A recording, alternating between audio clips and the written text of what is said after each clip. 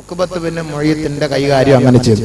അബൂബക്കർ സിദ്ദീഖ് റളിയല്ലാഹു അൻഹുവിന്റെ വാപ്പ നോക്കണം, ആരെയും വിടൂല. അന്ന അബാ ഖുഹാഫത, അബൂബക്കർ സിദ്ദീഖ് റളിയല്ലാഹു അൻഹുവിന്റെ പിതാവ് അബാ ഖുഹാഫ സബ്ബൻ നബിയ, അല്ലാഹുവിന്റെ റസൂലിനെ ചീത്ത വിളിച്ചു, അള്ളാന്റെ റസൂലിനെ വേദനിപ്പിച്ചു. അബൂബക്കർ സിദ്ദീഖ് സ്വന്തം മകനാണ്, അബാ ഖുഹാഫയുടെ ബീജത്തിൽ ജനിച്ച മകനാണ്. അബാ ഖുഹാഫയുടെ അടുത്തിരിക്കുമ്പോ മുഹമ്മദ് മുസ്തഫ തങ്ങളെ തെറി പറഞ്ഞപ്പോ അബൂബക്കർ സിദ്ദീഖിന് സഹിച്ചില്ല, തന്റെ പിതാവാണെന്ന് നോക്കിയില്ല. അബൂബക്കർ സഖതൻ, ഒരൊറ്റ വീക്കങ്ങോട്ട് വാപ്പാട് കരണക്കുറ്റിക്കിട്ട് കൊടുത്തു. അദ്ദേഹം നിലംപതിച്ചു. വാപ്പായ മകൻ ആരെ ചീത്ത വിളിച്ചേന്? റസൂലുള്ളാഹി തങ്ങളെ ചീത്ത വിളിച്ചതിന് സ്വന്തം വാപ്പാടെ കരണക്കുറ്റി ഒരൊറ്റ വീക്ക് നല്ല വീക്ക കൊടുത്തത്. അതാണ് ഫസഖത. ഹദീസിൽ കാണാം, വീണ് ആള് താഴെ വീണ് ഒരൊറ്റ അടിക്ക്. എന്നിട്ടോ നേരെ റസൂലുള്ളാഹി സ്വല്ലല്ലാഹു അലൈഹി വസല്ലമ തങ്ങളുടെ ഹളറത്തിലേക്ക് വന്നിട്ട് പറഞ്ഞു, യാ റസൂലല്ലാഹ് വദകറ ദാലിക ലിന്നബിയ്യി, നബിയേ അങ്ങയെ കുറിച്ച് മോശമായി എന്റെ ഉപ്പ പറഞ്ഞുപോയി, തെറി പറഞ്ഞുപോയി നബിയേ, ചീത്ത വിളിച്ചുപോയി നബിയേ. ഈ അബൂബക്കറിന് സഹിക്കാൻ കഴിഞ്ഞില്ല ഹബീബേ, എന്റെ വാപ്പയെ ഒരൊറ്റ അടി ഞാൻ അടിച്ചു, എന്റെ വാപ്പ നിലംപതിച്ചു നബിയേ. ഖാലൻ നബിയ്യു സ്വല്ലല്ലാഹു അലൈഹി വസല്ലം, അല്ലാഹുവിന്റെ റസൂൽ ചാടി എഴുന്നേറ്റ് അബൂബക്കറിനോട് ചോദിച്ചു, അഫഅൽത യാ അബൂബക്കർ, ഏ അബൂബക്കറെ നീ അങ്ങനെ ചെയ്തോ?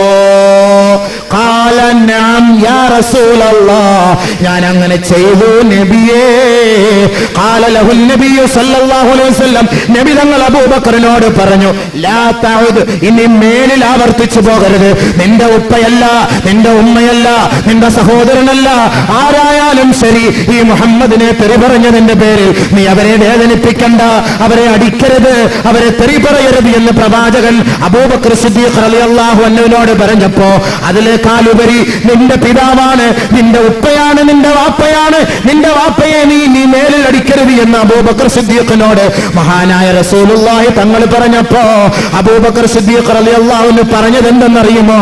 യാ റസൂലല്ലാഹ് ലൗ കാന ഖരീബൻ സൈഫി ലഖതൽതുഹു, എന്റെ വാളെങ്ങാനും എന്റെ പരിസരത്തെങ്ങാനും വാളുണ്ടായിരുന്നെങ്കിൽ ആ വാള് വെച്ച് എന്റെ വാപ്പയെ രണ്ട് തുണ്ടമാക്കി ഞാൻ വെട്ടിമാറ്റുമായിരുന്നു. അല്ലാഹു അക്ബർ. അടി പിന്നെ വാളില്ലായിരുന്നു അടുത്തെങ്ങാനും.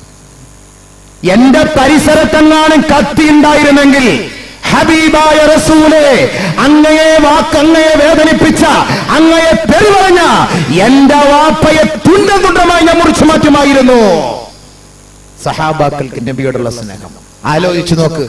നമ്മൾ വാപ്പയെക്കാളും മക്കളെക്കാളും ഉമ്മയെക്കാളും ഭാര്യയെക്കാളും നമ്മുടെ കച്ചവട സ്ഥാപനത്തെക്കാളും കടകളെക്കാളും സ്വത്തിനെ മുതലിനെ വാഹനത്തെക്കാളൊക്കെ നമ്മൾ റസൂലുള്ളാഹിയെ സ്നേഹിക്കുവോ? ഞാനടക്കം അബൂബക്കർ അടക്കം സ്നേഹിക്കുവോ? പറച്ചിലല്ല ഉള്ളൂ.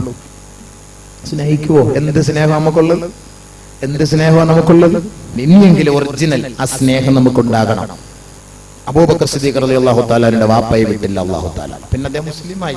അബൂ ഖുഹാഫ റളിയല്ലാഹു തആല അബൂബക്കർ സിദ്ദീഖിന്റെ വാപ്പായെ വിട്ടില്ല. പോട്ടെ, അബൂബക്കർ സിദ്ദീഖിനെ വിട്ടോ അല്ലാഹു, ഉമറുൽ ഫാറൂഖിനെ വിട്ടോ അല്ലാഹു, നബിയുടെ അടുത്ത് പോയി എന്നിട്ട് ഇത്തിരി സംസാരം ഉറക്കെയായി പോയി, വിട്ടോ അല്ല, വെറുതെ വിട്ടോ. ഇവിടെ ഇപ്പൊ ഇത്ര നമ്മൾ പറഞ്ഞതൊക്കെ കുഫാറുകളുടെ ചരിത്രമാണല്ലോ, മുശ്രിക്കീങ്ങളുടെ ചരിത്രമാണല്ലോ. സഹാബാക്കളെ അല്ലാഹു വെറുതെ വിട്ടില്ല. സഹാബാക്കളെ അല്ലാഹു വെറുതെ വിട്ടില്ല. എന്താ നിങ്ങൾ വിചാരിച്ചത്? തമീം ഗോത്രക്കാർ ഒരു അമീറിന് വേണ്ടി ചർച്ചയിലായപ്പോൾ അള്ളാന്റെ റസൂലിന്റെ ഹളറത്തിൽ വെച്ച് തമീം ഗോത്രക്കാർ അവരുടെ നേതാവിനെ തെരഞ്ഞെടുത്തപ്പോൾ ആ തെരഞ്ഞെടുപ്പിന്റെ കമ്മിറ്റി ഓഫീസിൽ വെച്ച് ബഹളം അല്പം കൂടിപ്പോയി.